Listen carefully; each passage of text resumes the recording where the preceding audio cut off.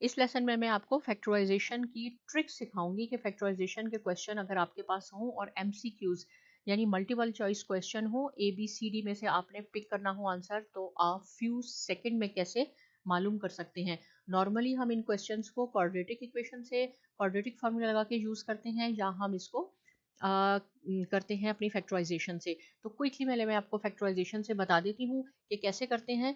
पहले हमें दो नंबर चाहिए होते हैं, यानी दो ऐसे नंबर हों जिनको हम प्लस करें या माइनस करें तो हमारे पास ये टर्म आए, बीच वाली टर्म आए, और उन सेम दो नंबर को अगर हम मल्टीप्लाई करें तो फर्स्ट और लास्ट टर्म का प्रोडक्ट आए, यानी इसको जो मल्टीप्लाई कर लेंगे, जैसे इसको ये -3 है और 2 है, तो -6x² आना चाहिए।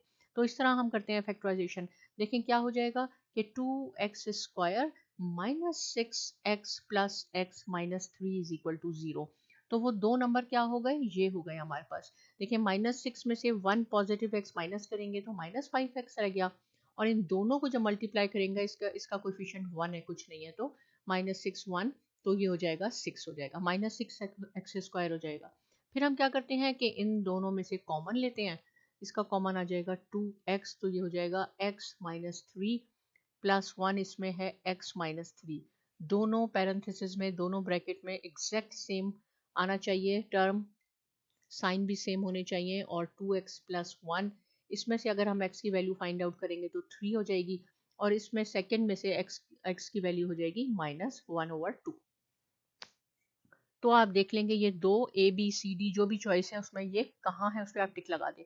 लेकिन इसका ईजिएस्ट वे ये है, क्योंकि ये टाइम कंज्यूमिंग है, राइट, इतना टाइम नहीं होता।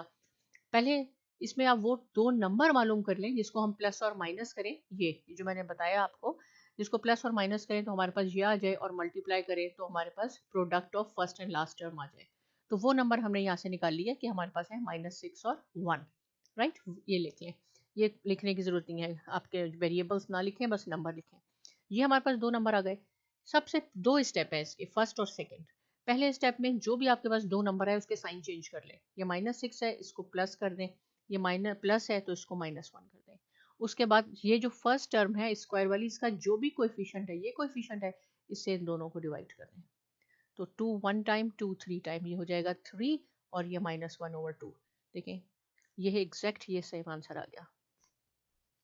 क्या करना है, पहले वो दो नंबर मालूम कर लें कि उनको हम प्लस और माइनस करें तो ये बीच वाला आ जाए, और उसके साइन चेंज करने के बाद पहले फर्स्ट टर्म के कोएफिशिएंट से उसको डिवाइड कर दें।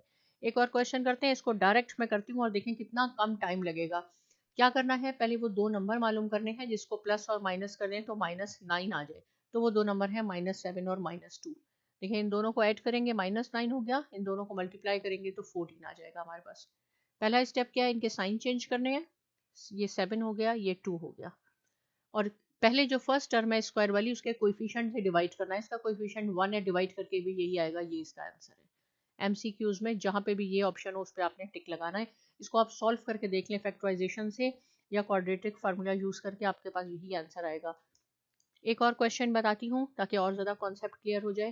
पहले वो दो नंबर मालूम कर लें जिसको प्लस और माइनस करने से हमारे पास 18 आ जाए, तो वो हो जाएगा 20, और दूसरा हो जाएगा -2, ये पॉजिटिव है। इसमें से ये माइनस होगा तो देखें आपके पास 18 होंगे। तो फर्स्ट स्टेप क्या है, इसका साइन चेंज कर लें, ये नेगेटिव है, ये पॉजिटिव हो गया। और सेकंड स्टेप क्या है, इसका कोएफिशिएंट जो भी है फर्स्ट टर्म का स्क्वायर का 8, इससे इन दोनों को डिवाइड कर दें, तो ये हो जाएगा आपके पास 1/4, और ये हो जाएगा -5/2।